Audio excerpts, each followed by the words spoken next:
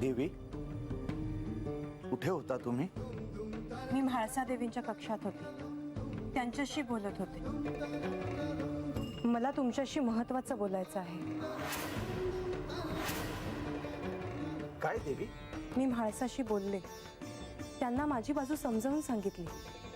काही अंशी त्यांना माझं म्हणणं पटलं देखील, परंतु आमचं बोलणं संपतं न संपतं तोच म्हाळसाच्या आई तिथे आल्या आणि त्यांनी म्हाळसाला नेवासेला घेऊन जाण्याचा हट्टच धरला। आता त्यांनी कितीही हट्ट केला तरी ह्या क्षणी ते शक्य नाही देवी। का? कारण नियतीच्या मनात निराळच आहे। मला समजलं नाही। श्री म्हाळसा देवी आणि बाणाई या दोघींनाही एका दिव्याला सामोरं जायचं आहे आणि श्री खंडेराय स्वतः या दोघींना हे दिव्य सांगणार आहेत। कोणतं दिव्य? आणि हे सारं काय आहे?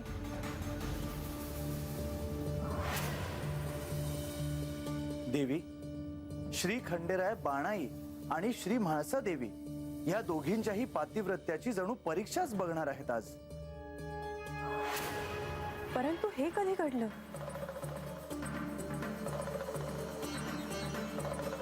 अजून हे घडलेलं नाही, परंतु लवकरच हे घडेल।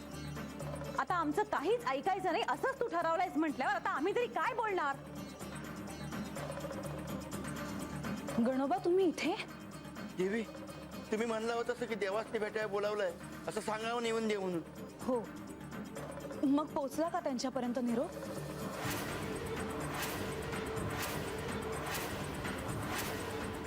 गणोबा, आपण असे मौन का?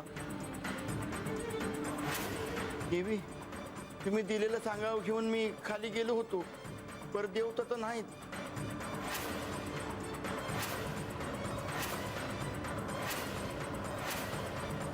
नाहीत म्हणजे?